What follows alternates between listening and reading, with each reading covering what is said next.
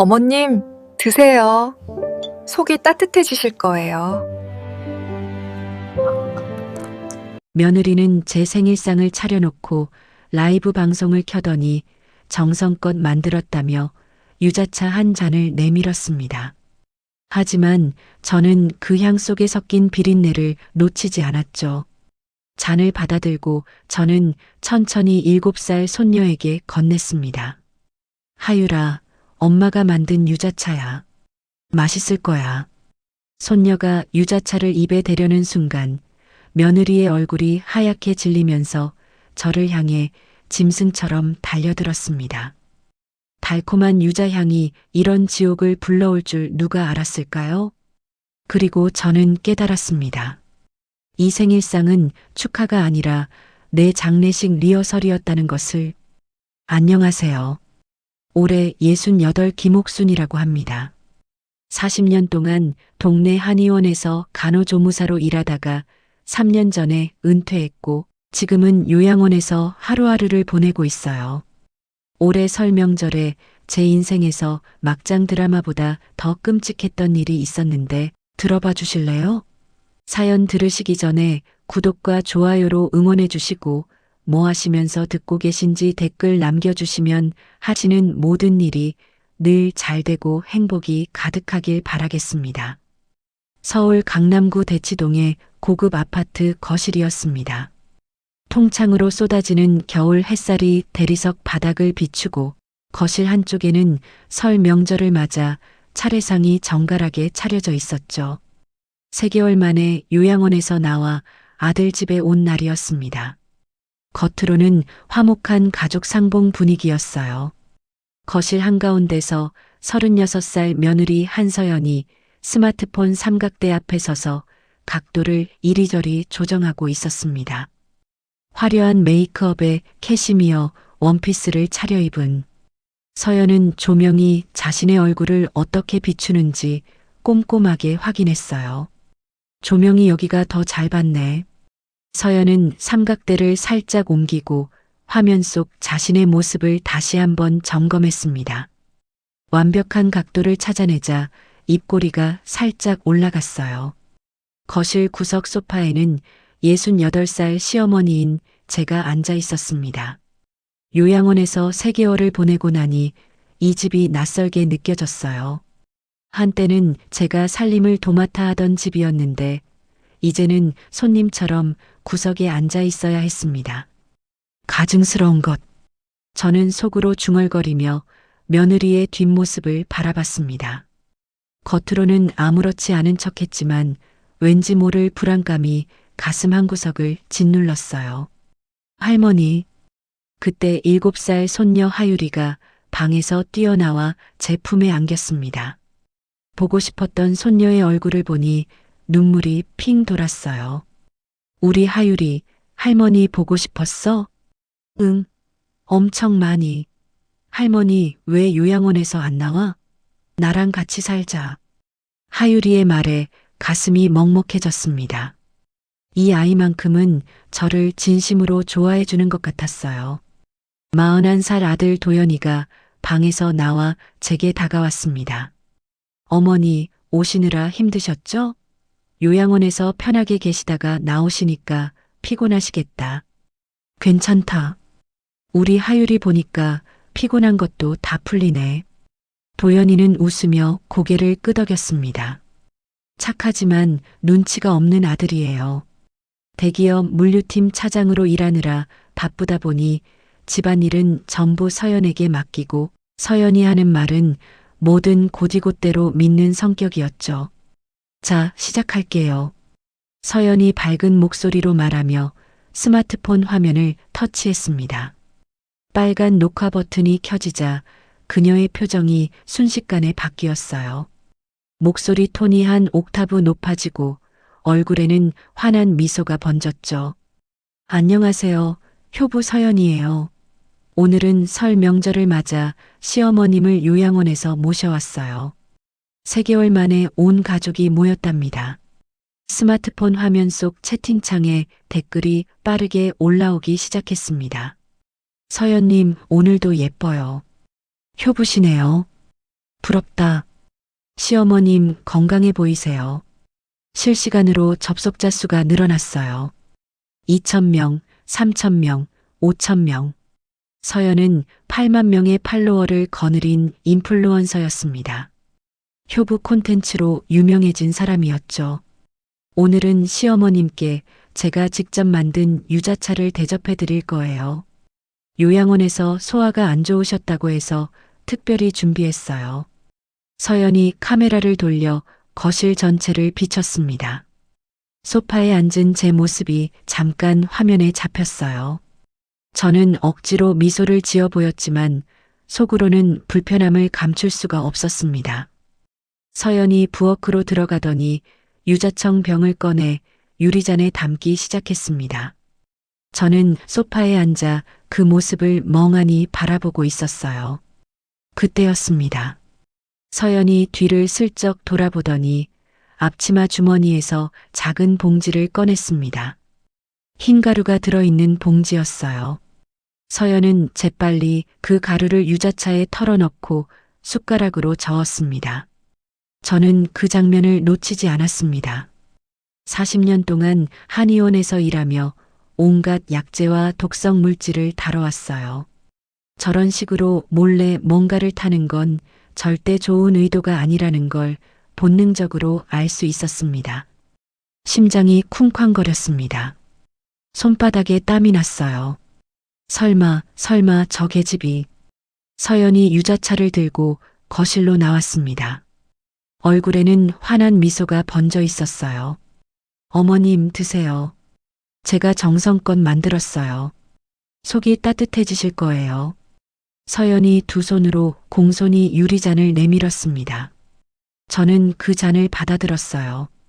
유자향이 코끝을 스쳤지만 그 안에 섞인 미세한 비린내를 저는 놓치지 않았습니다. 한의원에서 40년을 일하면서 익힌 감각이었어요. 약 냄새, 독 냄새, 그런 건 속일 수가 없었습니다. 어머님, 왜 안 드세요? 식으면 맛없어요. 서연의 목소리가 살짝 떨렸습니다. 눈이 유리잔에서 한순간도 떨어지지 않았어요. 긴장한 얼굴이었죠. 저는 잔을 입으로 가져갔습니다. 하지만 입술에 살짝 대기만 하고 마시는 척했어요. 그리고 잔을 탁자 위에 내려놓았습니다. 고맙다. 근데 속이 좀 불편하네. 나중에 마실게. 서연의 눈이 흔들렸습니다. 실망한 표정이 스쳤다가 금세 사라졌어요. 네, 어머님. 천천히 드세요. 저녁이 되었습니다. 가족들이 둘러앉아 저녁을 먹고 하유리는 제 무릎에 앉아 재롱을 부렸어요. 겉으로는 화목한 명절 풍경이었습니다. 하지만 저는 그날 밤 잠을 이룰 수가 없었습니다. 머릿속에서 서연이 흰 가루를 털어넣던 장면이 계속 떠올랐어요. 새벽 2시쯤이었습니다. 화장실에 가려고 방문을 열었는데 거실에 불이 켜져 있었어요. 서연이 소파에 앉아 태블릿 PC를 보고 있었습니다. 저는 발소리를 죽이고 벽 뒤에 몸을 숨겼습니다. 그리고 서연이 보고 있는 화면을 슬쩍 엿봤어요. 검색 기록이었습니다. 노인 수면제 과다 복용 증상, 심장마비 유발 약물, 자연사 위장 방법, 시어머니 사망 시 상속 비율. 온몸에 소름이 돋았습니다. 다리에 힘이 풀려 벽을 짚어야 했어요. 저 계집이 정말로 나를 죽이려는 거구나. 저는 떨리는 다리를 이끌고 다시 방으로 돌아왔습니다. 이불을 뒤집어 쓰고 눈물을 삼켰어요. 40년을 일하며 아들 하나 키워냈습니다. 남편 잃고 혼자 버텨왔어요. 그런데 이제 와서 며느리한테 독살당하게 생겼다니. 하지만 울고 있을 때가 아니었습니다. 저는 이불 속에서 주먹을 불끈 쥐었어요. 눈물을 닦고 천장을 노려봤습니다. 내가 당하고만 있을 줄 알아? 두고 봐라. 내가 널 지옥에 보내주마. 그 밤 저는 결심했습니다. 사냥감이 아니라 사냥꾼이 되기로. 다음 날 아침이 밝았습니다. 저는 밤새 한숨도 자지 못했어요. 눈이 퉁퉁 부어 있었지만 정신만큼은 또렷했습니다. 아침 식사 시간이 되자 가족들이 식탁에 둘러앉았습니다. 서연이 미역국을 끓여왔어요. 명절이라 특별히 소고기를 듬뿍 넣었다며 제 앞에 큰 그릇을 놓았습니다. 어머님 많이 드세요. 요양원 음식이 입에 안 맞으셨을 텐데. 저는 국그릇을 바라봤습니다. 김이 모락모락 피어올랐어요. 평소 같으면 맛있게 먹었을 겁니다. 하지만 이제는 이 여자가 주는 음식이 전부 의심스러웠어요. 고맙다. 근데 아침엔 입맛이 없어서. 죽 좀 없니? 서연의 눈이 잠깐 흔들렸습니다. 하지만 금세 미소를 지었어요. 네, 어머님. 제가 죽 끓여 드릴게요. 서연이 부엌으로 들어갔습니다. 저는 그 틈을 놓치지 않았어요. 거실 소파 위에 서연의 태블릿 PC가 놓여 있었습니다. 어젯밤 보던 그 태블릿이었죠. 저는 재빨리 태블릿을 집어들고 화면을 켰습니다. 다행히 잠금이 풀려 있었어요. 서연이 로그아웃을 안 했던 겁니다. 심장이 미친 듯이 뛰었습니다. 손가락이 떨려서 화면을 제대로 터치하기가 힘들었어요. 검색 기록을 열었습니다. 어젯밤 본 것들이 그대로 남아 있었어요. 하지만 더 아래로 스크롤을 내리자 새로운 검색어들이 나타났습니다.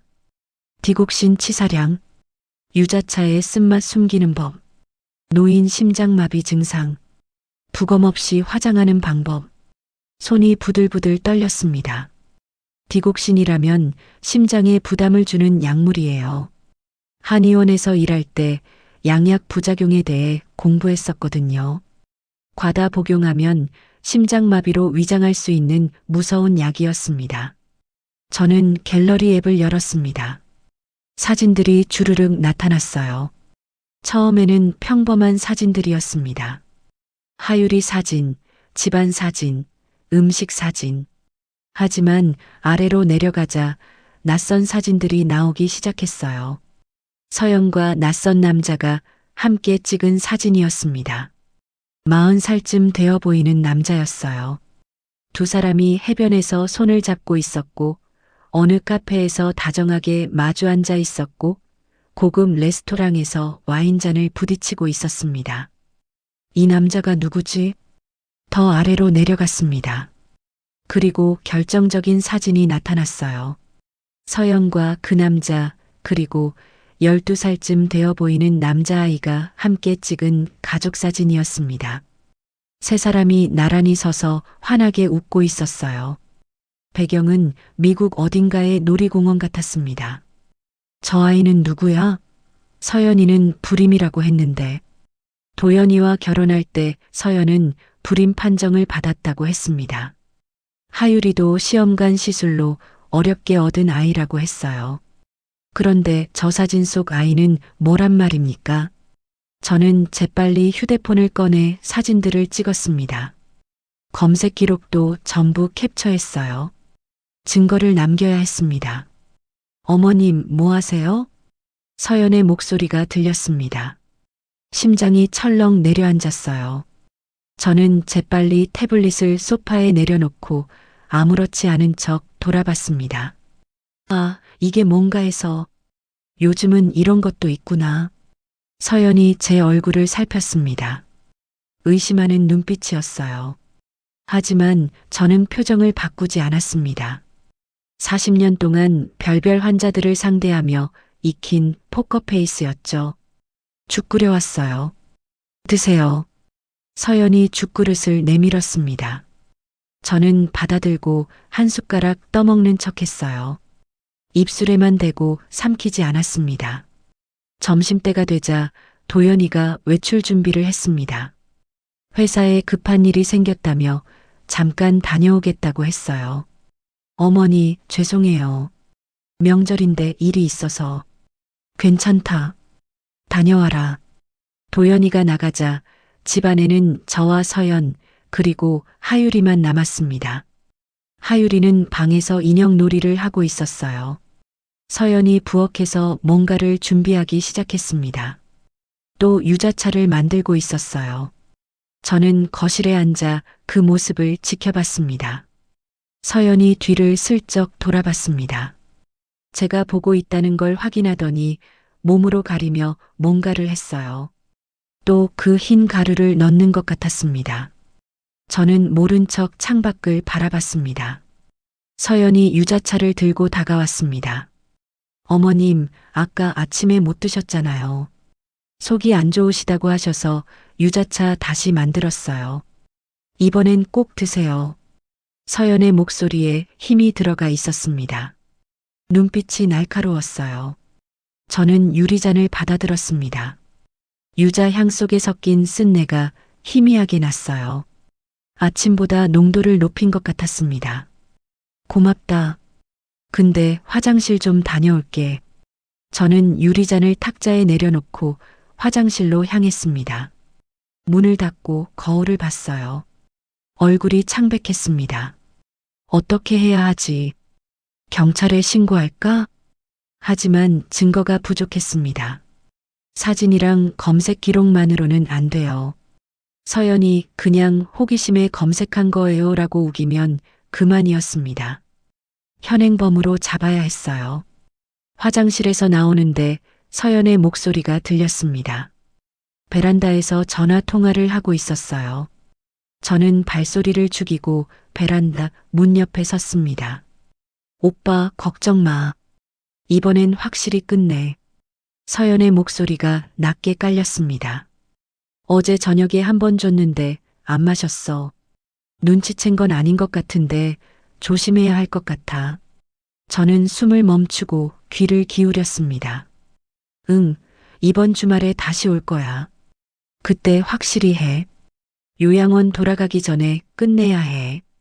심장이 쿵쾅거렸습니다. 손이 떨렸어요. 디국신 더 필요해. 오빠가 구해줘. 약국에서 어떻게 빼오면 되잖아. 디국신. 역시 그 약이었습니다. 응, 알았어. 사랑해, 오빠. 전화가 끊겼습니다. 저는 재빨리 발소리를 죽이고 거실로 돌아왔어요. 소파에 앉아 아무렇지 않은 척 텔레비전을 봤습니다. 서연이 베란다에서 들어왔습니다. 제 얼굴을 힐끗 보더니 웃었어요. 어머님, 유자차 다 식겠어요. 드세요. 그래, 마실게. 저는 유리잔을 들어 입술에 대는 척 했습니다. 그리고 서연이 부엌으로 가는 틈을 타 화분에 유자차를 쏟아버렸어요. 이번 주말, 그때가 마지막 기회다. 저는 속으로 다짐했습니다. 이번 주말에 전현을 현행범으로 잡아야 해. 그 전에 증거를 더 모으고 도움을 줄 사람을 찾아야 했습니다. 저녁이 되어 도연이가 돌아왔습니다. 서연은 다시 효부 모드로 돌아가 웃으며 남편을 맞았어요. 여보, 고생했어. 밥 차려놨어. 저는 그 모습을 보며 속으로 비웃었습니다. 저렇게 웃으면서 시어머니를 죽이려 하다니. 인간의 탈을 쓴 악마가 따로 없었어요. 하유리가 제 곁으로 다가왔습니다. 할머니, 내일도 같이 있을 거지? 그럼. 할머니가 내일도 있을게. 저는 손녀를 꼭 껴안았습니다. 이 아이만큼은 지켜야 했어요. 저런 엄마 밑에서 자라는 이 아이가 불쌍했습니다. 그날 밤 저는 방에서 휴대폰을 꺼내 오래된 친구에게 전화를 걸었습니다. 40년 지기 친구 정숙이었어요. 정숙이 남편은 은퇴한 형사였습니다. 수가 나야. 옥순이. 어머, 옥순아. 오랜만이다. 무슨 일이야? 저는 떨리는 목소리로 말했습니다. 수가, 나 좀 도와줘. 우리 며느리가 나를 죽이려 해. 전화기 너머로 정숙이가 숨을 멈추는 소리가 들렸습니다. 정숙이가 한참 동안 말이 없었습니다. 전화기 너머로 거친 숨소리만 들렸어요. 옥순아, 지금 무슨 소리야? 며느리가 널 죽이려 한다고? 수가, 나도 믿기 싫어. 근데 내 눈으로 똑똑히 봤어. 유자차에 뭔가를 타는 걸 봤다고. 저는 떨리는 목소리로 어젯밤부터 있었던 일을 전부 말했습니다. 태블릿에서 본 검색 기록, 사진 속 낯선 남자와 아이, 그리고 베란다에서 엿들은 전화 통화까지. 정수기가 깊은 한숨을 쉬었습니다. 세상에 그런 일이. 옥순아, 지금 어디야? 아들 집이야. 내일 요양원으로 돌아가. 우리 집으로 와. 우리 영감한테 얘기해 봐야겠어. 걔가 형사 출신이잖아. 저는 고개를 끄덕였습니다. 비록 정수기가 볼 수 없었지만요. 응, 요양원 들어가기 전에 꼭 들를게. 전화를 끊고 나니 온몸에 힘이 빠졌습니다. 이불을 뒤집어 쓰고 눈물을 삼켰어요. 40년을 혼자 버텨왔는데 이 나이에 며느리한테 목숨을 위협받다니 세상이 원망스러웠습니다. 다음 날 오전 저는 짐을 챙겨 현관에 섰습니다. 도연이가 차 키를 들고 나왔어요. 어머니, 제가 요양원까지 모셔다 드릴게요.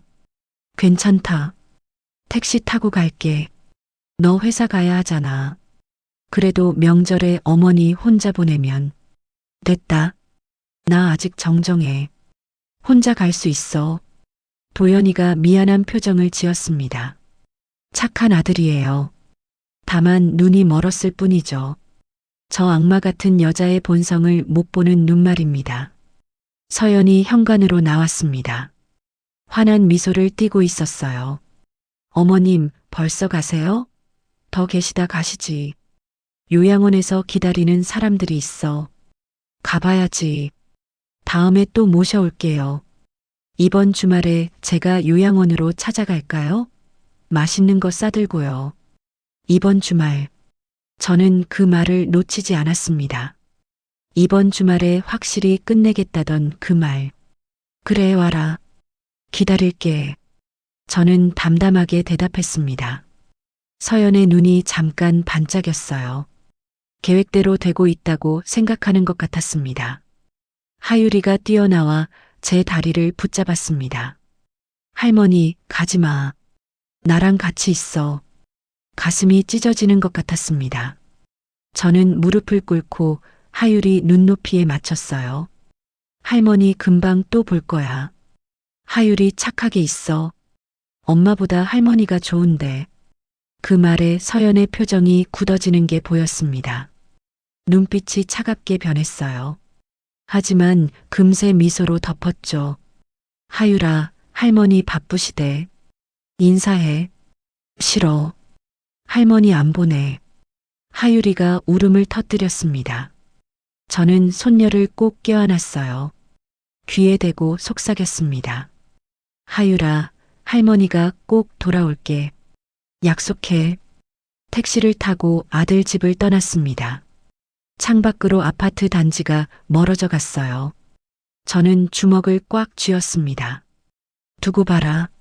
내가 반드시 돌아온다. 그리고 너를 지옥에 보내주마. 택시는 요양원이 아니라 정숙이네 집으로 향했습니다. 경기도 분당의 작은 빌라였어요. 정숙이가 현관에서 기다리고 있었습니다. 옥순아, 얼굴이 왜 이래? 며칠 사이에 10년은 늙었네. 수가, 고마워. 이렇게 불러줘서. 정숙이가 제 손을 잡고 집 안으로 이끌었습니다. 거실에 정숙이 남편 이철민이 앉아 있었어요. 72살의 은퇴한 형사였습니다. 강력계에서 30년을 일한 베테랑이었죠. 옥순 씨, 오랜만입니다. 앉으세요. 저는 소파에 앉아 처음부터 끝까지 다시 설명했습니다. 휴대폰에 저장해둔 사진과 검색 기록, 캡처본도 보여줬어요. 이철민이 사진들을 한참 들여다봤습니다. 표정이 점점 굳어졌어요. 형수님, 이거 심각합니다. 디곡신은 심장약인데 과다 복용하면 심장마비를 유발해요. 노인한테 쓰면 자연사로 위장하기 딱 좋죠.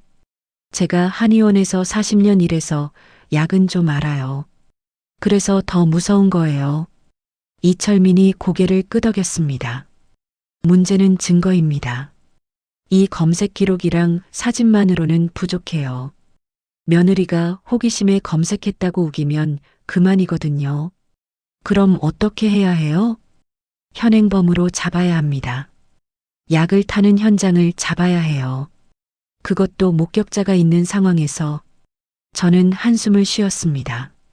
예상은 했지만 직접 들으니 막막했어요. 이번 주말에 며느리가 요양원으로 온대요. 아마 그때 다시 시도할 거예요. 이철민의 눈이 반짝였습니다. 그게 기회입니다. 옥순 씨, 제가 경찰 후배들한테 연락해 놓을게요. 잠복 요청을 해보겠습니다. 근데 요양원에서 잡으면 증거 인멸할 수도 있잖아요. 그리고 라이브 방송을 자주 하는 애예요. 방송 중에 잡으면 확실하지 않을까요? 이철민이 고개를 갸웃거렸습니다. 라이브 방송이요? 네, 효부 콘텐츠로 유명한 인플루언서예요. 8만 명이 팔로우하고 있어요. 방송 중에 범행 현장이 찍히면 증거로 완벽하잖아요. 이철민이 천천히 고개를 끄덕였습니다. 그거 좋은 생각입니다. 본인 방송으로 본인이 잡히는 거죠. 근데 옥순 씨 위험합니다. 혹시라도 진짜 드시면 안 마시면 돼요. 제가 바꿔치기를 할 거예요. 정수기가 놀란 표정으로 물었습니다. 바꿔치기? 그게 무슨 소리야? 저는 밤새 생각한 계획을 말했습니다. 며느리가 만든 유자차랑 똑같이 생긴 가짜를 준비할 거야. 독든 진짜는 따로 빼두고 가짜로 바꿔치기 하는 거지. 그리고 며느리가 만든 진짜 유자차를 손녀한테 주는 척 하는 거야. 정숙이 얼굴이 새파랗게 질렸습니다. 미쳤어? 손녀한테 독든 걸 줘? 안 먹이지. 주는 척만 하는 거야. 그러면 며느리가 기겁해서 막을 거 아냐? 제 자식이잖아. 그 순간 본색이 드러나는 거지. 이철민이 무릎을 쳤습니다. 그거 좋습니다.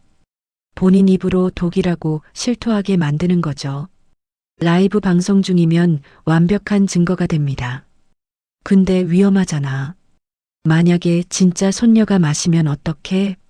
정수기가 걱정스러운 목소리로 말했습니다. 저는 단호하게 대답했습니다.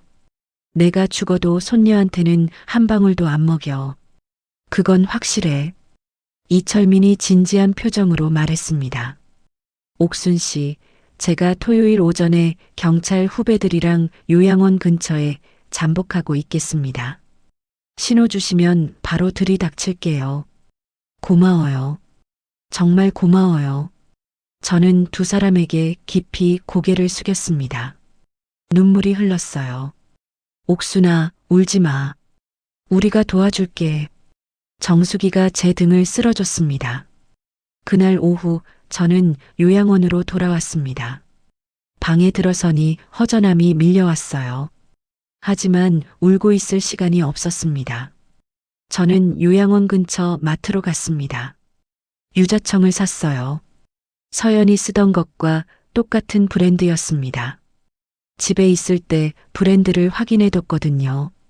방으로 돌아와 유자차를 만들어 봤습니다. 색깔을 맞추고 농도를 조절했어요. 여러 번 시도 끝에 서연이 만든 것과 거의 똑같은 유자차가 완성됐습니다. 이걸로 바꿔치기 하는 거야. 저는 완성된 유자차를 작은 보온병에 담았습니다. 뚜껑을 꼭 닫고 서랍 깊숙이 숨겨뒀어요. 그리고 휴대폰을 꺼내 녹음 앱을 열었습니다. 테스트로 몇 마디 녹음해 봤어요. 잘 됐습니다. 다음으로 은행 앱을 열었습니다. 생명보험 고객센터 번호를 찾아 전화를 걸었어요. 네, 고객님. 무엇을 도와드릴까요? 보험 수익자를 변경하고 싶은데요. 네, 본인 확인 후 진행해 드리겠습니다. 저는 수익자를 사회복지재단으로 변경했습니다. 서연이 한 푼도 받지 못하게 하려는 거였어요. 5억 원짜리 보험금 그년 손에 들어갈 바에야 불우한 이웃들한테 가는 게 낫습니다. 밤이 되었습니다. 저는 침대에 누워 천장을 바라봤어요. 토요일까지 사흘 남았습니다. 40살에 남편을 잃었습니다. 폐암이었어요. 6개월 투병 끝에 제품에서 눈을 감았죠. 그 뒤로 28년을 혼자 살았습니다. 아들 대학 보내고 결혼시키고 손녀까지 봤어요. 이제 편하게 살아도 될 줄 알았는데 인생은 끝까지 가봐야 아는 거구나. 저는 쓴웃음을 지었습니다. 벽에 걸린 달력을 봤습니다. 토요일 날짜에 빨간 동그라미가 쳐져 있었어요. 제가 직접 그린 거였습니다. 그날이 결전의 날이다. 저는 눈을 감았습니다. 내일부터 다시 준비해야 했어요. 증거를 정리하고 시나리오를 짜고 만약의 상황에 대비해야 했습니다. 잠이 오지 않았습니다. 하지만 괜찮았어요. 긴장감이 저를 깨어있게 했습니다. 여보, 하늘에서 보고 있지? 내가 우리 아들이랑 손녀 지킬게. 걱정 마. 저는 속으로 남편에게 말했습니다. 그리고 주먹을 꽉 쥐었어요. 이번엔 내가 사냥꾼이다. 토요일이 밝았습니다. 결전의 날이었어요. 아침부터 가슴이 두근거렸습니다. 밤새 뒤척이다가 새벽에야 겨우 눈을 붙였는데 눈을 뜨니 해가 중천에 떠 있었어요. 저는 침대에서 일어나 거울을 봤습니다. 얼굴이 많이 수척해져 있었어요. 하지만 눈빛만큼은 살아 있었습니다. 오늘 이 눈으로 저 계집의 본색을 까발릴 거였어요. 서랍에서 보온병을 꺼냈습니다.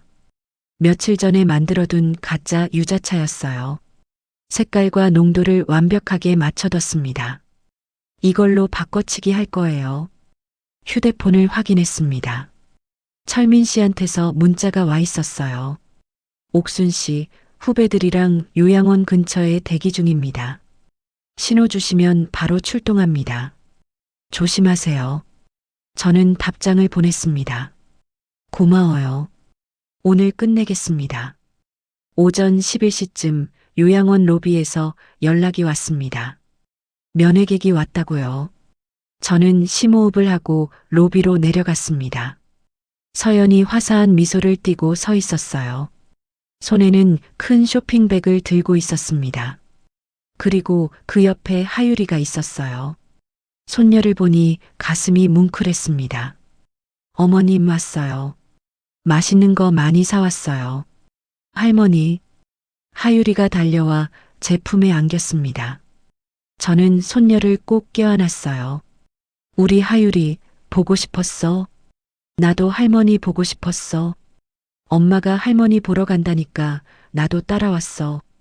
서연의 표정이 살짝 굳었습니다. 하유리를 데려올 생각은 없었던 것 같았어요. 아이가 졸으니까 어쩔 수 없이 데려온 모양이었습니다. 저는 속으로 쾌재를 불렀습니다. 하유리가 있으면 계획대로 하기가 더 쉬워요. 방으로 올라갈까요? 제가 유자차 만들어 드릴게요. 서연이 쇼핑백을 들어 보였습니다. 안에 유자청 병이 보였어요. 그래, 올라가자. 저는 서연과 하유리를 데리고 제 방으로 올라갔습니다. 1인실이라 넓지는 않았지만 간이 주방 시설이 있었어요. 서연이 방 안을 둘러봤습니다. 어머님, 방이 아담하네요. 불편하시진 않으세요? 괜찮아. 혼자 지내기엔 충분해. 서연이 쇼핑백에서 이것저것 꺼내기 시작했습니다. 과일, 한과, 영양제, 그리고 유자청병. 어머님, 잠깐만요. 유자차 만들어 드릴게요. 서연이 간이 주방으로 향했습니다.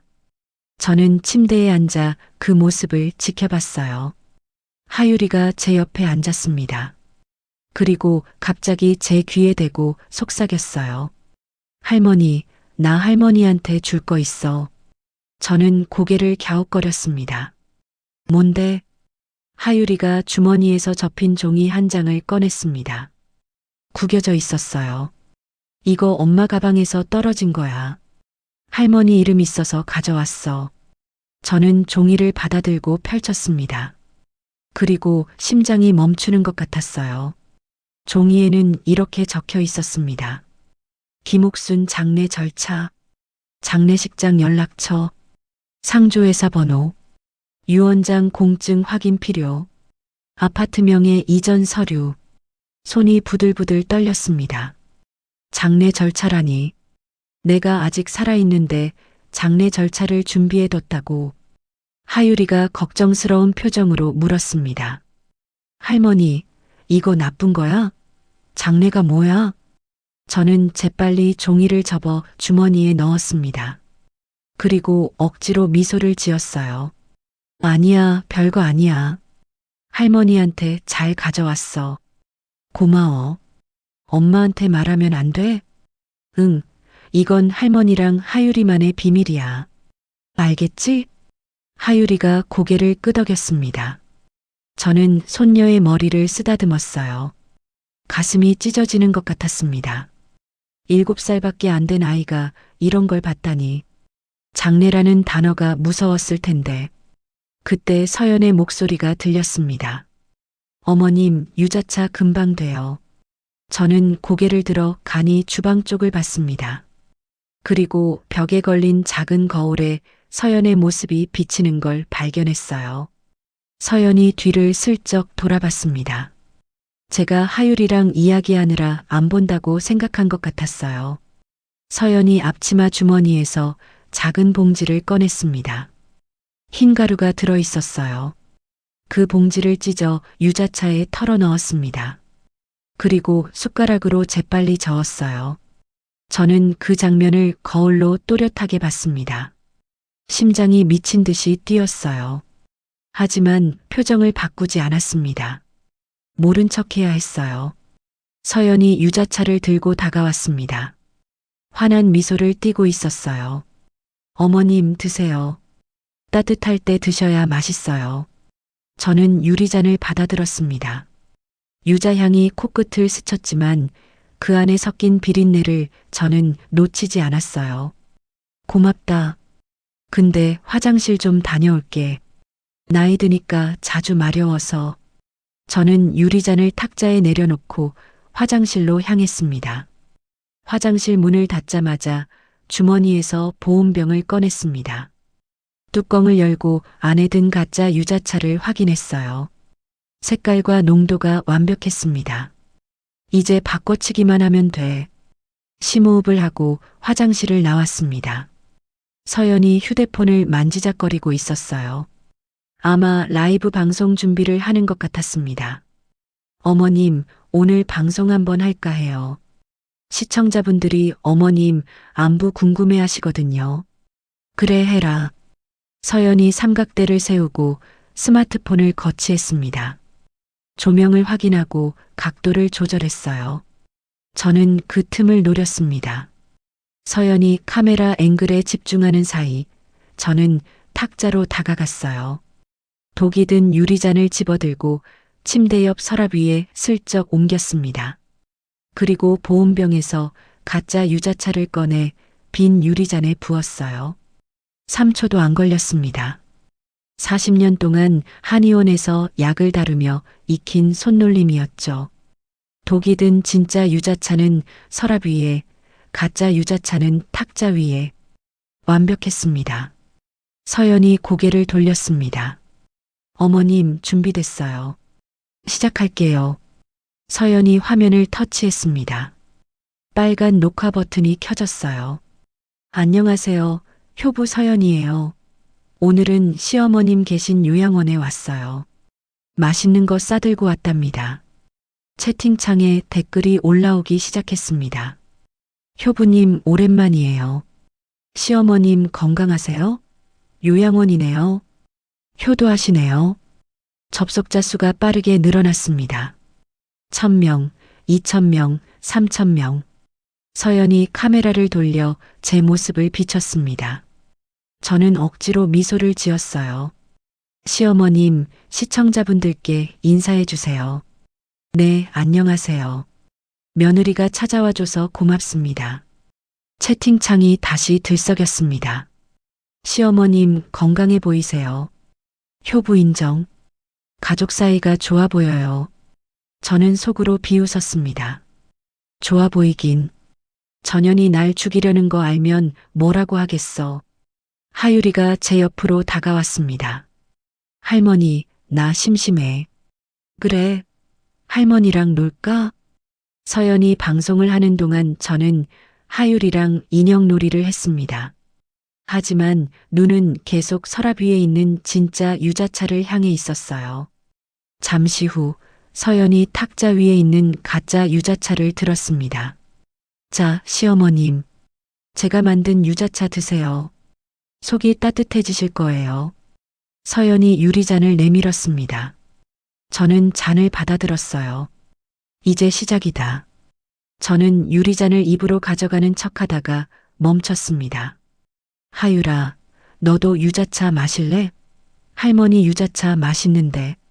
하율이 눈이 반짝였습니다. 응, 나도 마실래. 서연의 표정이 굳어졌습니다. 하지만 방송 중이라 티를 낼 수 없었어요. 하유라, 이건 할머니 거야. 엄마가 따로 줄게.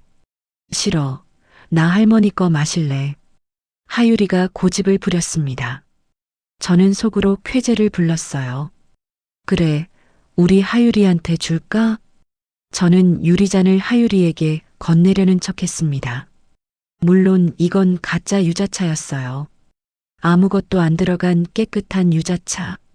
서연이 다급하게 말했습니다. 어머님, 그건 어른 음료예요. 애한테는 안 좋아요. 유자차가 왜 안 좋아? 비타민 많은데. 저는 모른 척 유리잔을 하유리 입 가까이 가져갔습니다. 서연의 얼굴이 창백해졌습니다. 눈동자가 흔들렸어요. 입술이 파르르 떨렸습니다. 하유라, 그거 마시지 마. 서연이 소리쳤습니다. 하지만 하유리는 이미 잔을 입에 대고 있었어요. 저는 하유리가 마시는 걸 지켜봤습니다. 물론 이건 가짜니까 아무 문제 없었어요. 하유리가 유자차를 꿀떡꿀떡 마셨습니다. 그리고 활짝 웃었어요. 맛있어. 달콤해. 서연의 얼굴이 새하얘졌습니다. 다리에 힘이 풀린 듯 비틀거렸어요. 저는 서연을 똑바로 쳐다보며 말했습니다. 왜 그래? 얼굴이 왜 그렇게 하얘졌어? 유자차인데 뭐가 문제야? 서연이 입을 벌렸다 닫았습니다. 말이 나오지 않는 것 같았어요. 방송은 계속되고 있었습니다. 채팅창에 댓글이 올라왔어요. 며느리님 왜 저래요? 무슨 일이에요? 갑자기 분위기가 이상한데. 저는 서랍 위에 있는 진짜 유자차를 집어들었습니다. 아, 이것도 있네. 이건 뭐지? 유자차가 2잔이네. 서연의 눈이 휘둥그레졌습니다. 진짜 유자차가 아직 있다는 걸 발견한 거예요. 그건 이것도 내가 만든 거지? 이건 누가 마시라고 만든 거야? 저는 진짜 유자차를 들어 올렸습니다. 서연을 향해 천천히 다가갔어요. 이거 내가 마셔볼까? 서연의 얼굴이 공포로 일그러졌습니다. 서연이 벌떡 일어나 제 손에서 유리잔을 낚아챘습니다. 어머님, 이건 제가 마실 거예요. 어머님 건 하유리가 다 마셨잖아요. 서연이 억지로 웃으며 유리잔을 부엌 싱크대에 쏟아버렸습니다. 물을 틀어 잔을 헹궜어요. 저는 그 모습을 지켜보며 속으로 비웃었습니다. 증거 인멸하느라 바쁘구나. 왜 버려? 아깝게. 아, 이건 제 거예요. 어머님 드리려고 따로 만든 건데 제가 먼저 맛보려고요. 거짓말이 술술 나왔습니다. 저런 뻔뻔한 얼굴로 사람을 죽이려 하다니. 방송은 계속되고 있었어요. 하지만 서연의 표정이 굳어진 걸 시청자들도 눈치챈 것 같았습니다. 며느리님 표정이 왜 저래요? 뭔가 이상한데. 갑자기 분위기가 싸해졌어요. 서연이 재빨리 카메라를 향해 웃었습니다. 아, 제가 좀 피곤해서 그래요. 시어머님 모시고 오느라 새벽부터 일어났거든요. 여러분, 오늘 방송은 여기서 마무리할게요. 서연이 급하게 방송을 종료했습니다. 화면이 꺼지자 서연의 표정이 싹 변했어요. 웃음기가 사라지고 차가운 얼굴이 드러났습니다. 어머님, 저 잠깐 화장실 다녀올게요. 서연이 화장실로 들어갔습니다. 문이 닫히자마자 저는 휴대폰을 꺼내 철민 씨에게 문자를 보냈어요. 아직 기다려주세요. 좀 더 확실한 증거가 필요합니다. 하유리가 제 옆으로 다가왔습니다. 할머니, 엄마 왜 저래? 화난 것 같아. 아니야, 엄마 피곤해서 그래. 하유라, 할머니랑 바깥 바람 좀 쐴까? 응. 저는 하유리 손을 잡고 방을 나왔습니다. 요양원 정원으로 향했어요. 정원 벤치에 앉아 하유리와 이야기를 나눴습니다. 햇살이 따뜻했어요. 이런 평화로운 순간이 얼마나 남았을지 모르겠다는 생각이 들었습니다. 할머니, 나 엄마한테 물어볼 게 있어. 뭔데? 엄마가 전화할 때 오빠라고 부르는 사람 있어. 근데 아빠한테는 비밀이래. 저는 귀가 쫑긋해졌습니다. 오빠? 무슨 오빠? 몰라. 근데 엄마가 그 오빠한테 전화할 때 엄청 웃어. 아빠한테 전화할 때보다 더 많이 웃어. 심장이 쿵쾅거렸습니다. 그 오빠가 사진 속 남자일 거야. 분명해. 하유라, 그 오빠 이름 들어본 적 있어? 진우 오빠? 엄마가 진우 오빠 사랑해 그랬어. 진우. 드디어 이름을 알아냈습니다. 하유라, 고마워. 이건 할머니랑 비밀이야. 알겠지? 응. 저는 하유리를 꼭 껴안았습니다. 이 아이 덕분에 중요한 정보를 얻었어요. 그때 서연이 정원으로 나왔습니다. 표정을 가다듬은 얼굴이었어요. 어머님, 여기 계셨네요. 저 이만 가볼게요. 하유리도 데려가야 해서. 그래, 수고했다. 다음에 또 올게요. 서연이 하유리 손을 잡고 가려는데 하유리가 발버둥쳤습니다. 싫어. 할머니랑 더 있을래. 하유라, 아빠가 집에서 기다려. 가자. 서연이 하유리를 억지로 끌고 갔습니다. 하유리가 고개를 돌려 저를 바라봤어요. 눈에 눈물이 그렁그렁했습니다. 저는 손을 흔들었습니다. 가슴이 찢어지는 것 같았어요. 기다려, 하유라. 할머니가 꼭 지켜줄게. 서연이 떠나고 나서 저는 방으로 돌아왔습니다. 휴대폰을 꺼내 정수기에게 전화를 걸었어요. 수가 나야. 옥순아, 어떻게 됐어? 철민이가 연락 기다리고 있어. 오늘은 확실하게 못 잡았어. 근데 중요한 거 알아냈어. 저는 하유리에게 들은 이야기를 전했습니다. 진우라는 이름, 서연이 몰래 전화하는 남자. 진우? 그 남자 뒷조사 좀 해볼까? 응, 부탁해.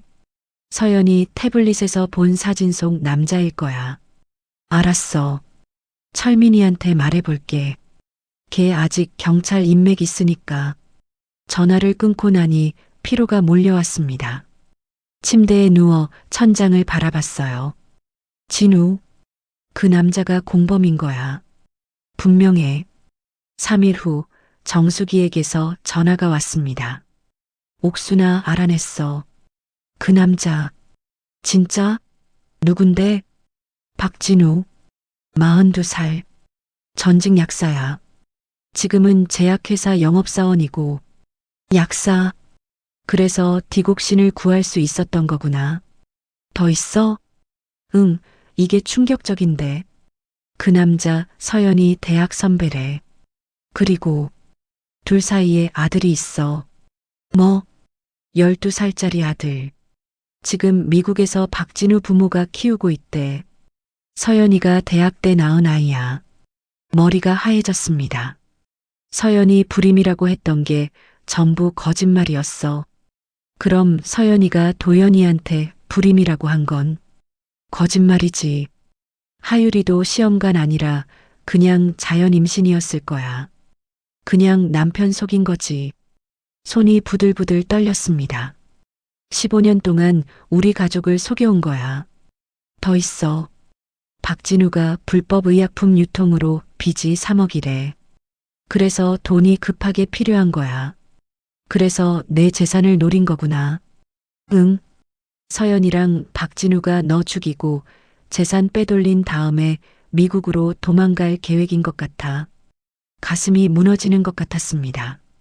내 아들이 15년 동안 저런 여자한테 속아왔다니. 수가 고마워. 이제 확실해졌어. 옥순아 조심해. 걔네들 정말 위험해.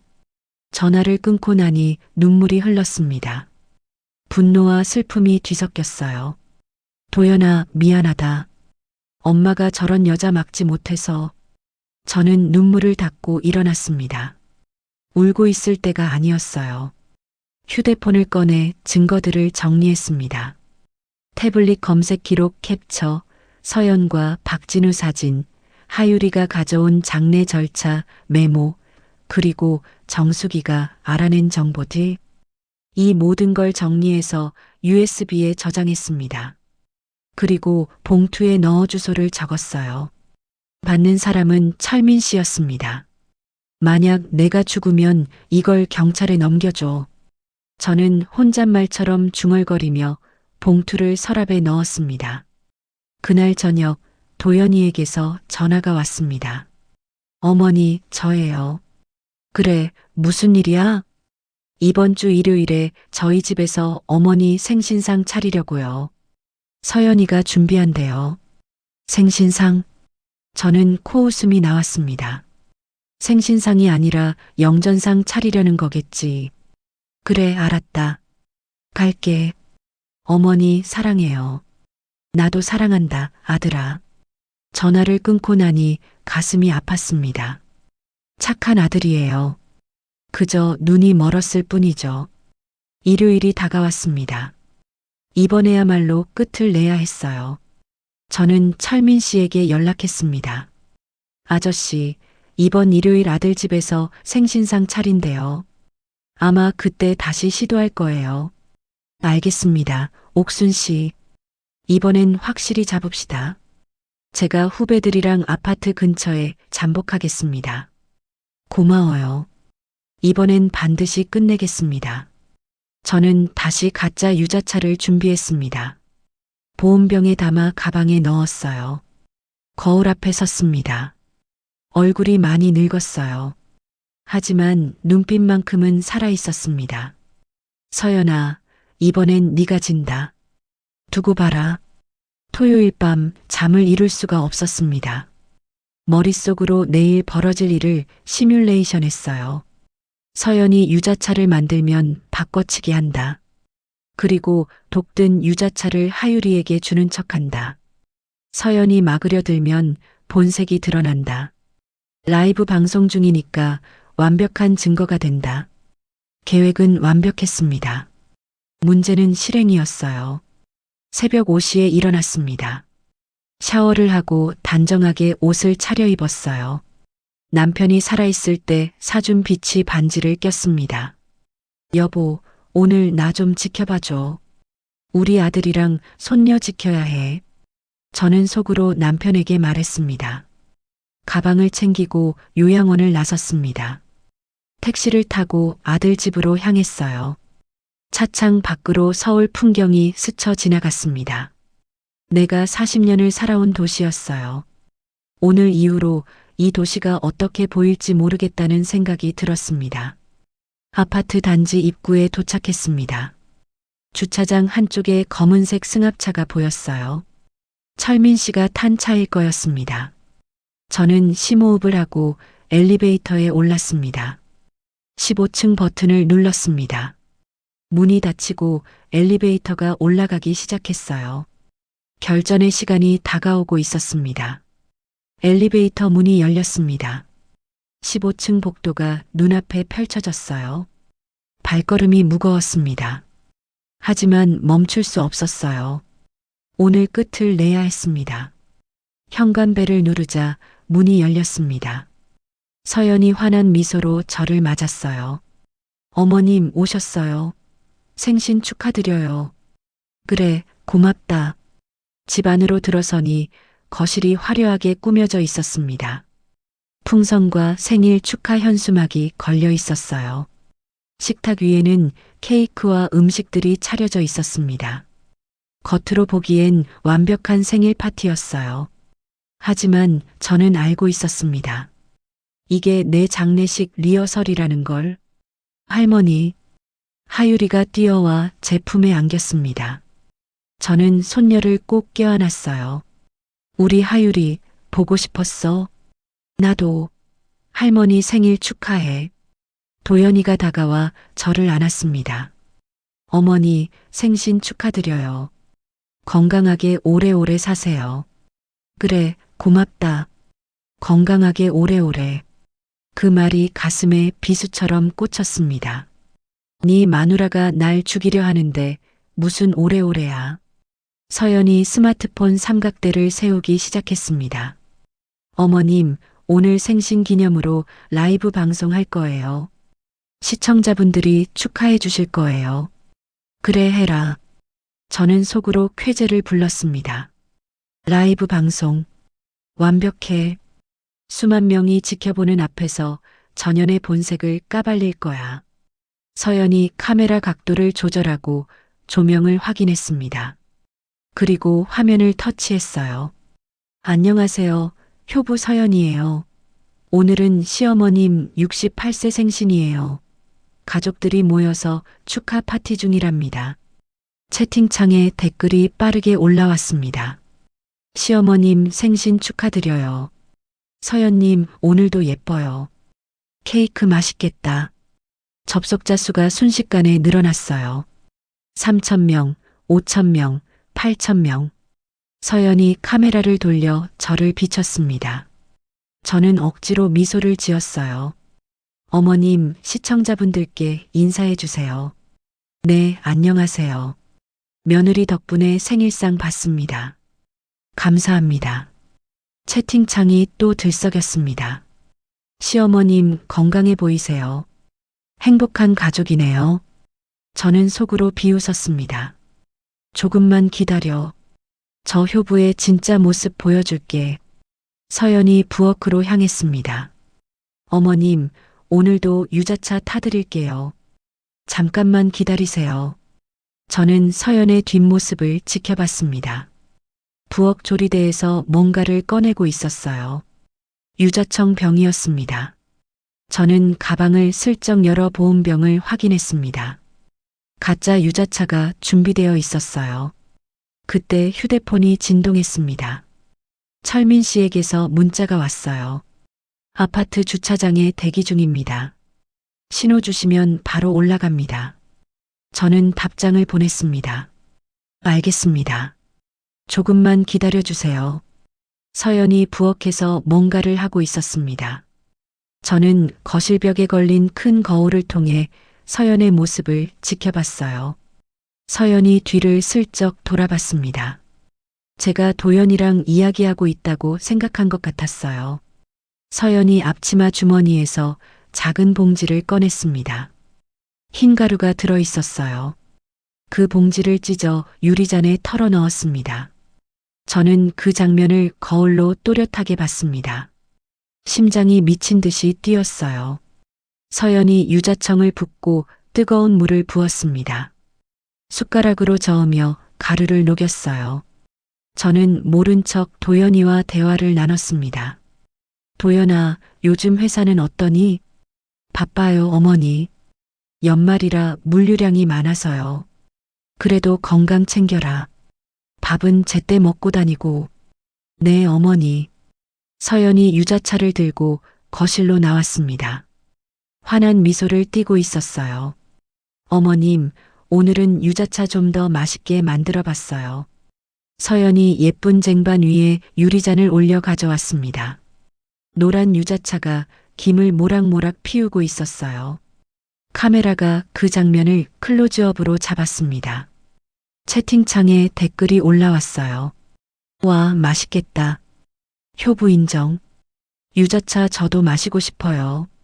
서연이 저 앞에 무릎을 꿇고 앉았습니다. 두 손으로 공손히 유리잔을 내밀었어요. 카메라 앵글을 의식한 완벽한 자세였습니다. 어머님 드세요. 건강하게 오래오래 사세요. 저는 유리잔을 받아들었습니다. 유자향이 코끝을 스쳤지만 그 안에 섞인 비린내를 저는 놓치지 않았어요. 고맙다. 근데 티스푼 좀 줄래? 나 뜨거운 거 잘 못 마셔서 저어가면서 식혀야 해. 서연의 눈이 잠깐 흔들렸습니다. 하지만 금세 웃음을 지었어요. 네, 가져올게요. 서연이 부엌으로 향했습니다. 저는 그 틈을 노렸어요. 1초. 가방에서 보온병을 꺼냈습니다. 2초. 독이 든 유리잔을 소파 쿠션 뒤에 숨겼습니다. 3초. 보온병에서 가짜 유자차를 다른 유리잔에 부었습니다. 완벽했습니다. 아무도 눈치채지 못했어요. 서연이 티스푼을 들고 돌아왔습니다. 여기요, 어머님. 고마워. 저는 티스푼으로 가짜 유자차를 저었습니다. 그리고 한 모금 마시는 척했어요. 맛있네. 달콤하다. 서연의 얼굴에 안도의 표정이 스쳤습니다. 입꼬리가 살짝 올라갔어요. 저는 그 표정을 놓치지 않았습니다. 저게 내가 독을 마셨다고 생각하는구나. 그때 하유리가 뛰어왔습니다. 할머니, 나도 마실래? 유자차 좋아. 서연의 표정이 굳어졌습니다. 하유라, 이건 할머니 거야. 엄마가 따로 줄게. 싫어. 할머니 거 마실래? 하유리가 고집을 부렸습니다. 저는 속으로 쾌재를 불렀어요. 그래, 우리 하유리도 마셔볼래?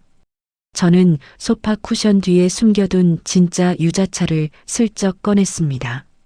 하유리에게 건네주려는 척했어요. 서연의 눈이 휘둥그레졌습니다. 유리잔이 2개라는 걸 발견한 거예요.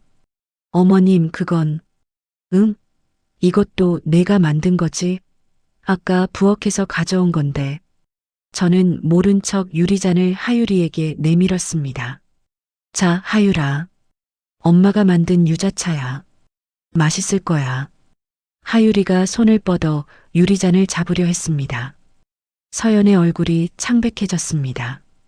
눈동자가 미친 듯이 흔들렸어요. 입술이 파르르 떨렸습니다. 하유라, 잠깐. 저는 유리잔을 하유리 입 가까이 가져갔습니다. 천천히, 아주 천천히. 서연이 숨을 멈췄습니다. 온몸이 굳어진 것 같았어요. 카메라는 이 모든 장면을 담고 있었습니다. 접속자 수가 1만 명을 넘어서고 있었어요. 자, 해봐, 하유라. 하유리가 입을 벌렸습니다. 그 순간 서연이 폭발했습니다. 안 돼. 서연이 짐승처럼 울부짖으며 달려들었습니다. 제 손에서 유리잔을 낚아채려고 했어요. 그거 마시면 안 돼. 독이야. 독이 들어있어. 서연의 비명이 거실에 울려 퍼졌습니다. 유리잔이 바닥에 떨어져 산산조각 났어요.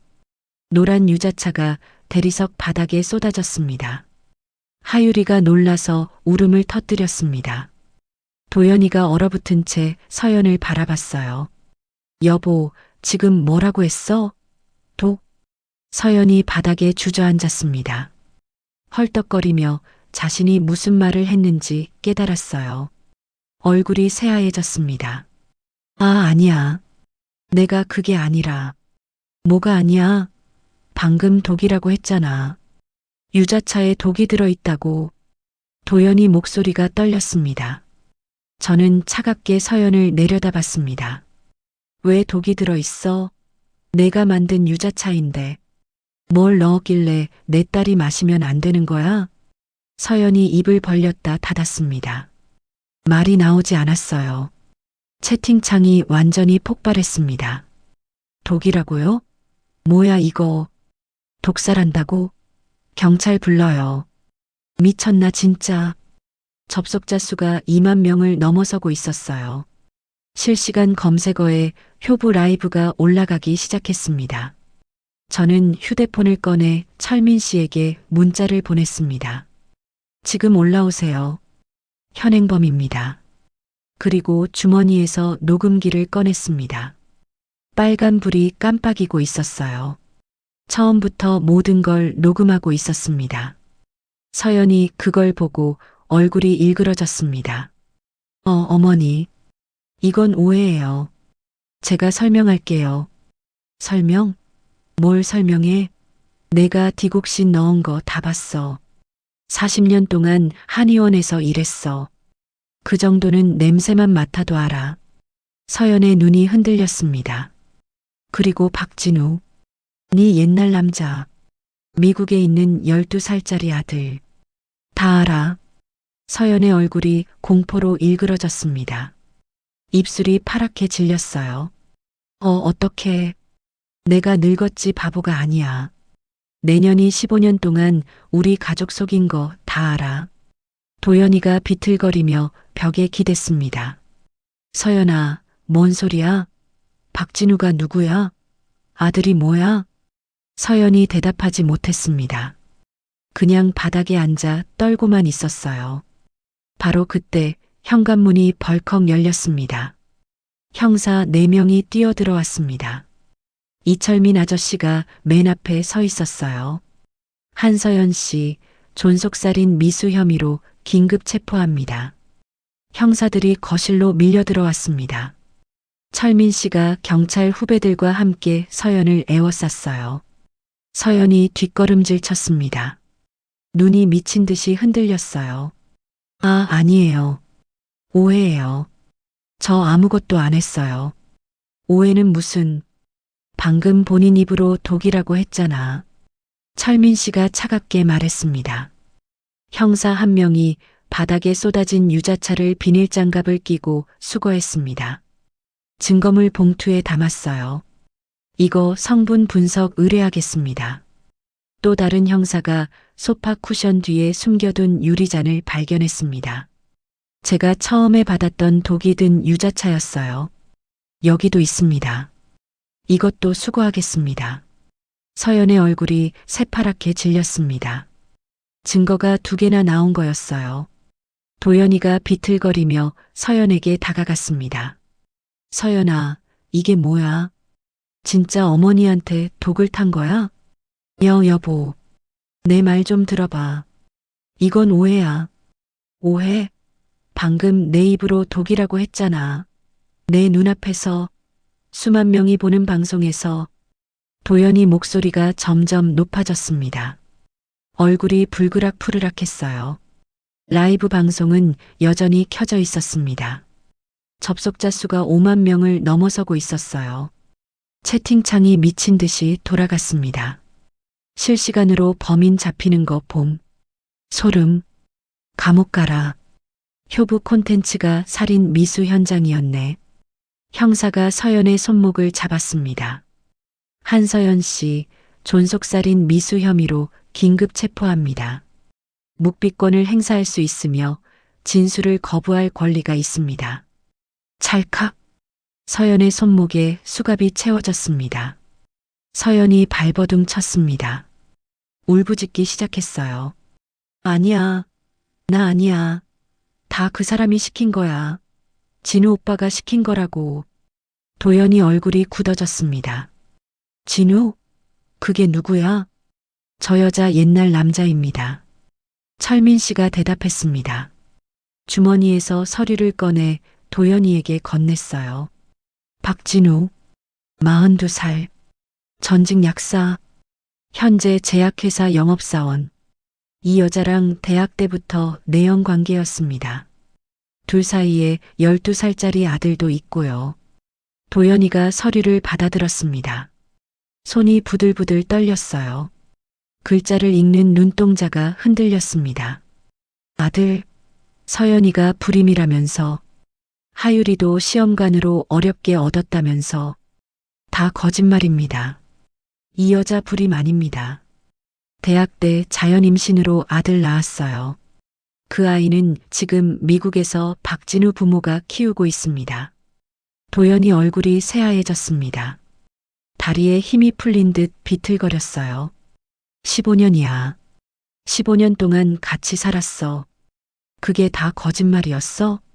서연이 울면서 소리쳤습니다. 여보, 내 말 좀 들어봐. 하유리는 당신 아이 맞아. 정말이야. 닥쳐. 더러운 입 놀리지 마. 도연이가 처음으로 아내에게 소리를 질렀습니다. 평소에 순하기만 하던 아들이 분노로 이글거리고 있었어요. 그때 현관문이 다시 열렸습니다. 형사 2명이 남자 1명을 끌고 들어왔어요. 박진우였습니다. 42살의 남자. 양복을 입고 있었지만 머리가 헝클어져 있었어요. 손목에 수갑이 채워져 있었습니다. 주차장에서 대기하고 있던 공범입니다. 차량에서 흉기와 약물이 발견됐습니다. 형사가 보고했습니다. 서연이 박진우를 보자 얼굴이 일그러졌습니다. 오빠, 왜 잡혀온 거야? 도망가라고 했잖아. 시끄러워. 다 내가 일 버려놓고 뭔 소리야. 박진우가 서연에게 악을 썼습니다. 도연이가 박진우를 노려봤습니다. 눈에 살기가 돌았어요. 당신이 박진우야? 내 아내랑 바람핀 놈이? 바람은 무슨? 우린 원래 사귀던 사이야. 네가 중간에 끼어든 거지. 박진우가 비웃으며 말했습니다.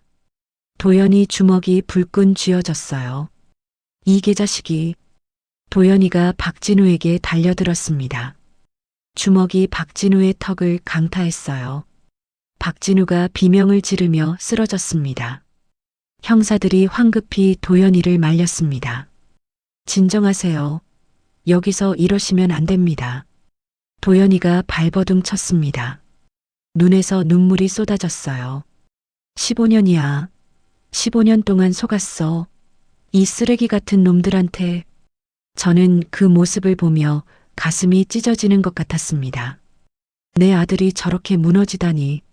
하유리가 구석에서 울고 있었습니다. 저는 재빨리 손녀에게 달려가 품에 안았어요. 괜찮아, 하유라. 할머니가 있어. 무서워하지 마. 하유리가 제 품에서 흐느꼈습니다. 할머니 무서워. 엄마 왜 저래? 아빠 왜 울어? 괜찮아. 다 괜찮아질 거야. 저는 손녀의 등을 토닥이며 위로했습니다. 이 아이만큼은 지켜야 했어요. 서연과 박진우가 서로를 향해 고함을 지르기 시작했습니다. 다 오빠가 시킨 거잖아. 시어머니 죽이면 재산 빼돌려서 미국 가자고 한 거 오빠야. 뭔 소리야. 네가 먼저 돈 없으면 애 못 키운다고 해놓고 내 빚 갚아야 한다니까 네가 방법 찾아보자고 했잖아. 거짓말. 디곡신도 오빠가 구해줬잖아. 약국에서 빼돌린 거. 네가 달라고 했으니까 구해줬지. 나 혼자 한 거 아니야. 두 사람이 서로를 물어뜯듯 싸웠습니다. 추악한 민낯이 드러나고 있었어요. 형사가 두 사람을 분리시켰습니다. 조용히 하세요. 자세한 건 경찰서에서 조사하겠습니다. 철민 씨가 저에게 다가왔습니다. 옥순 씨, 고생하셨습니다. 완벽하게 잡았습니다. 고마워요. 정말 고마워요. 저는 떨리는 목소리로 대답했습니다. 긴장이 풀리니까 다리에 힘이 빠졌어요. 라이브 방송 채팅창이 여전히 폭발하고 있었습니다. 접속자 수가 10만 명을 넘어섰어요. 시어머니 레전드. 실시간 범인 검거 방송. 며느리 인생 끝났네. 형사가 스마트폰을 집어들었습니다. 이것도 증거물로 압수하겠습니다. 방송 녹화본 전부 확보하겠습니다. 서연이 그 말을 듣고 미친 듯이 발버둥 쳤습니다. 안 돼. 그거 지워. 제발. 이미 10만 명이 봤습니다. 지워봤자 소용없어요. 형사가 차갑게 말했습니다. 서연이 바닥에 주저앉아 울부짖었습니다. 완전히 무너진 모습이었어요. 형사들이 서연과 박진우를 끌고 현관으로 향했습니다. 두 사람이 끌려가면서도 서로를 향해 욕설을 퍼부었어요. 다 네 탓이야. 네가 욕심부려서 이렇게 된 거야. 내 탓? 오빠가 비단졌으면 이런 일도 없었어. 두 사람의 목소리가 복도로 멀어져 갔습니다. 거실에는 저와 도연이 그리고 하율이만 남았습니다. 도연이가 바닥에 무릎을 꿇고 엎드렸습니다. 어깨가 들썩였어요. 울고 있었습니다. 어머니, 죄송해요. 제가 눈이 멀어서, 제가 바보라서. 저는 하율이를 안은 채 아들에게 다가갔습니다. 도연이 등을 쓸어줬어요. 괜찮다. 네 잘못 아니야. 전현이 너무 교활했던 거야. 15년이에요. 15년 동안 같이 살았는데 하루도 안 의심했어요. 어머니가 요양원 가신 것도 서연이가 권해서 그런 건데 전 그게 효도인 줄 알았어요. 도연이가 흐느끼며 말했습니다. 저는 아들의 머리를 쓸어줬습니다. 이제 알았으면 됐어. 늦지 않았어. 어머니 죽일 뻔했어요. 제 아내가, 제가 사랑했던 여자가. 하지만 안 죽었잖아. 내가 살아있잖아. 저는 아들을 일으켜 세웠습니다. 눈물 범벅이 된 얼굴을 바라봤어요. 도연아, 울지 마. 이제 다 끝났어. 어머니. 도연이가 저를 와락 껴안았습니다. 41살 먹은 아들이 어린아이처럼 울었어요. 저도 눈물이 흘렀습니다. 하지만 슬픈 눈물이 아니었어요. 안도의 눈물이었습니다. 해냈어. 내가 해냈어. 아들이랑 손녀를 지켰어. 하율이가 우리 사이에 끼어들었습니다. 할머니, 아빠, 왜 울어? 나도 울 거야. 아니야, 안 울어도 돼. 이건 기쁜 눈물이야. 저는 손녀의 뺨에 입을 맞췄습니다. 창밖으로 경찰차가 보였습니다. 서연과 박진우가 각각 다른 차에 태워지고 있었어요. 사이렌이 울리며 경찰차들이 떠났습니다. 아파트 단지 앞에는 이미 취재진이 몰려들고 있었습니다. 라이브 방송이 실시간 검색어 1위에 올랐거든요. 저는 창문을 닫고 커튼을 쳤습니다. 바깥 세상은 시끄러웠지만 이 안에서만큼은 평화가 찾아왔어요. 도연이가 눈물을 닦으며 물었습니다. 어머니, 어떻게 아신 거예요? 서연이가 그런 짓을 하는 걸. 저는 소파에 앉으며 대답했습니다. 설 명절에 유자차에 뭔가를 타는 걸 봤어. 40년 동안 한의원에서 일한 눈이야. 속일 수 없었지. 그때부터 준비하신 거예요? 응.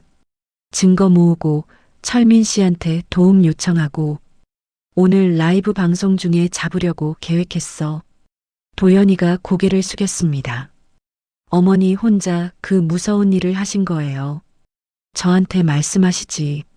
니한테 말하면 서연이한테 티 났을 거야. 넌 거짓말을 못하잖아. 도연이가 쓴웃음을 지었습니다. 맞아요. 전 바보니까. 바보가 아니야. 착한 거지. 그게 네 장점이야. 저는 아들의 손을 잡았습니다. 도연아, 이제 앞만 봐. 하율이가 있잖아. 이 아이 잘 키우면 돼. 하율이요? 진짜 제 아이 맞을까요? 도연이 목소리가 떨렸습니다. 서연이 거짓말쟁이라는 걸 알고 나니 모든 게 의심스러운 거였어요. 저는 가방에서 서류 봉투를 꺼냈습니다. 이거 봐라. 도연이가 봉투를 열었습니다. 안에는 유전자 검사 결과지가 들어 있었어요. 친자 확률 99.9%. 하율이는 내 친딸이야. 내가 미리 검사해뒀어. 도연이 눈에서 다시 눈물이 쏟아졌습니다. 어머니, 하율이만큼은 진짜야. 그 애는 순수해. 도연이가 하율이를 와락 끌어안았습니다. 미안해, 하율아. 아빠가 미안해. 아빠 왜 자꾸 울어? 아파? 아니야. 아빠 너무 행복해서 그래. 저는 아들과 손녀를 바라보며 미소 지었습니다. 이 광경을 보기 위해 버텼던 거야. 창밖으로 해가 지고 있었습니다. 노을이 거실을 붉게 물들였어요. 여보, 하늘에서 보고 있지? 내가 해냈어. 우리 아들이랑 손녀 지켰어. 저는 속으로 남편에게 말했습니다. 눈물이 흘렀지만 행복한 눈물이었어요. 이제 정말 끝이었습니다. 악몽 같았던 시간이 드디어 끝났어요. 3개월이 흘렀습니다. 서울중앙지방법원 형사법정이었어요. 방청석에는 사람들이 가득 앉아 있었습니다. 취재진 카메라도 여러 대 들어와 있었어요. 피고인석에 2사람이 앉아 있었습니다. 서연과 박진우였어요. 2사람 모두 회색 수의를 입고 있었습니다. 3개월 전 화려하게 치장하던 서연의 모습은 온데간데 없었어요. 화장기 하나 없는 창백한 얼굴이었습니다. 판사가 판결문을 들어올렸습니다. 법정이 고요해졌어요. 피고인 한서연은 존속살인 미수, 사기, 위조 등의 혐의로 기소되었습니다.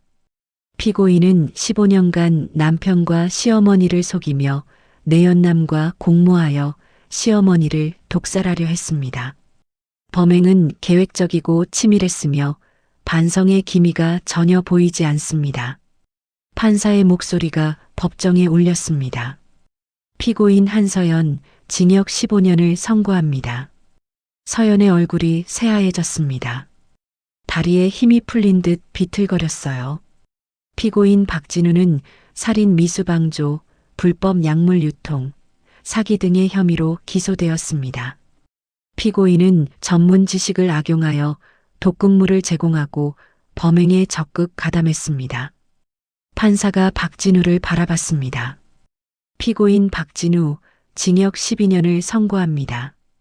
박진우가 고개를 떨궜습니다. 판결이 끝나자 서연이 벌떡 일어났습니다. 억울해요. 다 저 사람이 시킨 거예요. 저만 이렇게 중형 받을 수 없어요. 박진우도 일어나 소리쳤습니다. 뭐, 네가 먼저 꼬셔놓고 돈 없으면 애 못 키운다고 한 거 누구야? 거짓말하지 마. 오빠가 빚 갚아야 한다고 죽이자고 한 거잖아. 미쳤어? 네가 재산 얼마나 되는지 알아보자고 했잖아. 2사람이 서로를 향해 고함을 질렀습니다.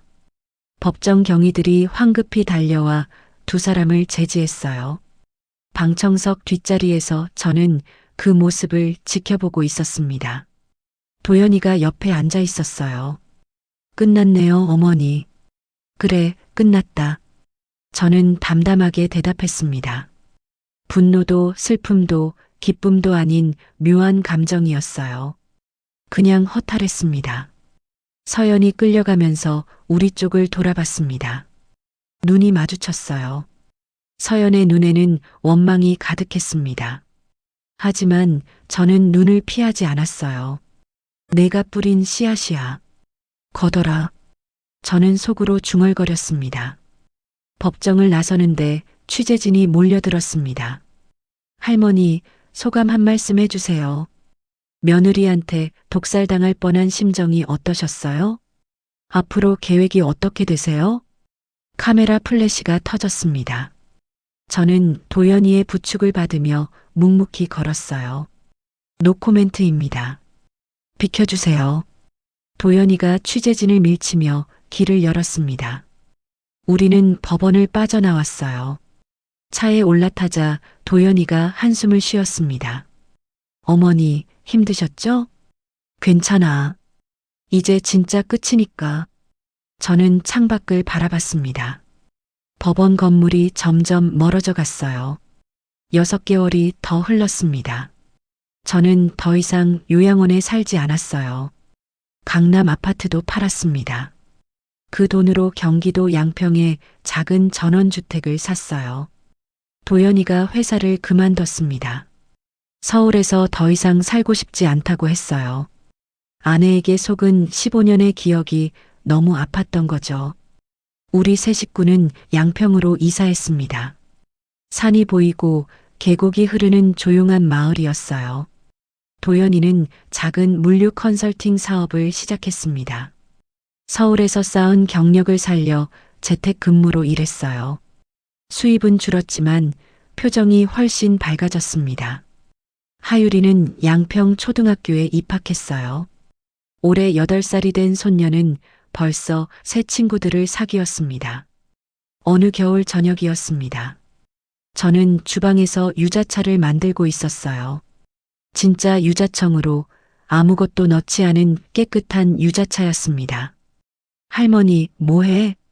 하율이가 주방으로 들어왔습니다. 유자차 만들어. 하율이도 마실래? 응, 나 유자차 좋아해. 하율이 눈이 반짝였습니다. 저는 손녀를 바라보며 가슴이 뭉클해졌어요. 1년 전 이 아이에게 독이 든 유자차를 주는 척했던 기억이 떠올랐습니다. 그때 얼마나 가슴이 아팠는지, 손녀를 미끼로 쓴다는 게 얼마나 괴로웠는지. 하지만 그 덕분에 우리 가족이 살았어요. 하율이도, 도연이도, 그리고 저도. 할머니, 왜 울어? 하율이가 고개를 갸웃거렸습니다. 안 울어. 김이 눈에 들어가서 그래. 저는 얼른 눈물을 닦았습니다. 유자차 3잔을 쟁반에 올려 거실로 가져갔어요. 도연이가 소파에 앉아 노트북으로 일하고 있었습니다. 도연아, 유자차 마셔라. 네, 어머니. 감사합니다. 도연이가 유자차를 받아들었습니다. 한 모금 마시고 눈을 감았어요. 따뜻하네요. 어머니 유자차가 제일 맛있어요. 당연하지. 40년 경력인데. 저는 웃으며 대답했습니다. 하율이가 소파에 뛰어올라 제 옆에 앉았어요. 유자차를 호호 불며 마셨습니다. 달콤해. 맛있어. 천천히 마셔. 뜨거워. 세 식구가 거실에 둘러앉아 유자차를 마셨습니다. 창밖으로 눈이 내리고 있었어요. 하얀 눈이 정원을 덮어가고 있었습니다. 어머니, 죄송해요. 도연이가 갑자기 말했습니다. 갑자기 왜? 그동안 제가 눈이 멀어서 어머니 요양원 보낸 것도 서연이 말만 듣고 그랬어요. 어머니가 가족한테 짐이 된다고 생각하신 것도 다 제 탓이에요. 도연이 눈가가 촉촉해졌습니다. 저는 아들의 손을 잡았어요. 됐다. 지나간 일이야. 네 탓 아니야. 하지만 도연아, 사람은 다 속아.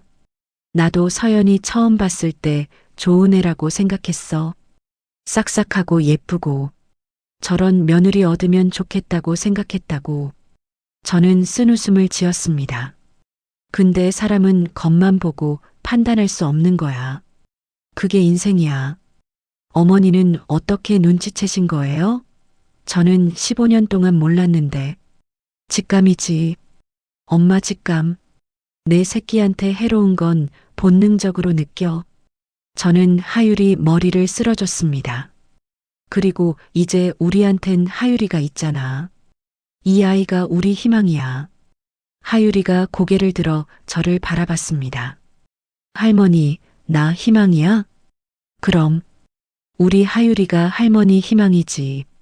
저는 손녀를 꼭 껴안았습니다. 하율이가 까르르 웃었어요.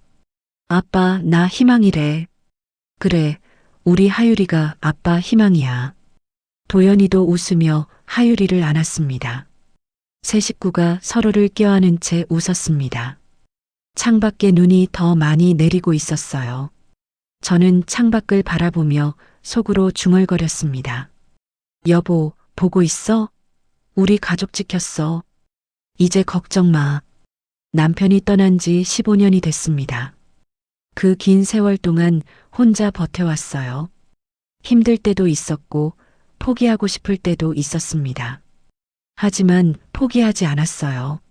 아들이 있었으니까, 손녀가 있었으니까. 그리고 이제 우리는 괜찮습니다. 밤이 깊어갔습니다. 하율이가 제 무릎에서 잠들었어요. 도연이가 하율이를 안아 방으로 데려갔습니다. 저는 혼자 거실에 앉아 창밖을 바라봤습니다. 눈이 그치고 달이 떠올랐어요. 은빛 달빛이 눈 덮인 정원을 비추고 있었습니다. 유자차가 든 잔을 들어 올렸습니다. 노란 유자차가 달빛을 받아 반짝였어요. 1년 전 이 유자차 때문에 지옥 같은 시간을 보냈습니다. 하지만 지금 이 유자차는 따뜻하고 달콤할 뿐이었어요. 독은 사라졌습니다. 악몽도 끝났어요. 이제 남은 건 따뜻한 뿐이었습니다. 도연이가 거실로 돌아왔습니다. 어머니, 안 주무세요? 잠깐 달 보고 있었어. 도연이가 제 옆에 앉았습니다. 어머니, 고마워요. 뭐가? 살아계셔서요. 포기 안 하시고 끝까지 싸워주셔서. 어머니 아니었으면 저랑 하율이 어떻게 됐을지 몰라요. 도연이 목소리가 떨렸습니다. 저는 아들의 손을 잡았어요. 엄마니까. 내 새끼 지키는 건 당연한 거야. 어머니, 도연아 앞으로 잘 살아. 하율이 잘 키우고 좋은 사람 만나면 재혼해도 돼. 어머니는 다 응원할게. 재혼은 아직 모르겠어요. 사람이 무서워졌어요. 시간이 약이야. 천천히 생각해. 저는 아들의 어깨를 토닥였습니다. 그리고 나도 오래 살 거야. 하율이 시집 가는 것까지 봐야 하거든. 그럼요. 어머니 100살까지 사셔야 해요. 100살은 너무 많고 90까지만 살게. 저는 웃었습니다. 도연이도 따라 웃었어요. 여러분, 저는 40년 동안 한의원에서 일하며 혼자 아들을 키웠습니다. 남편 잃고 힘든 날도 많았지만 단 한 번도 남에게 해코지한 적 없이 정직하게 살아왔어요. 그래서였을까요?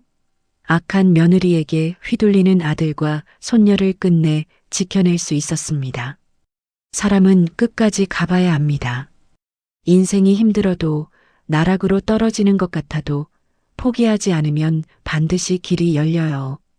저는 이제 아들이랑 손녀랑 함께 양평에서 조용히 살고 있습니다. 봄이 오면 정원에 꽃을 심을 거예요. 여름엔 계곡에서 물놀이하고 가을엔 단풍 구경하고 겨울엔 눈사람 만들 거예요. 평범한 일상이지만 그게 제일 행복합니다. 여러분도 꼭 행복하셨으면 합니다. 정직하게 바르게 살다 보면 쉬운 길은 아니어도 반드시 좋은 날은 찾아오더라고요. 오늘 이야기를 끝까지 함께 해주신 여러분의 하루에도 따뜻한 행운이 가득하길 진심으로 바랍니다. 어디에서 보고 계신지 댓글로 남겨주시면 한 분 한 분께 마음 인사드릴게요. 항상 건강하시고 편안한 하루 보내세요. 인생대나무 숲이었습니다.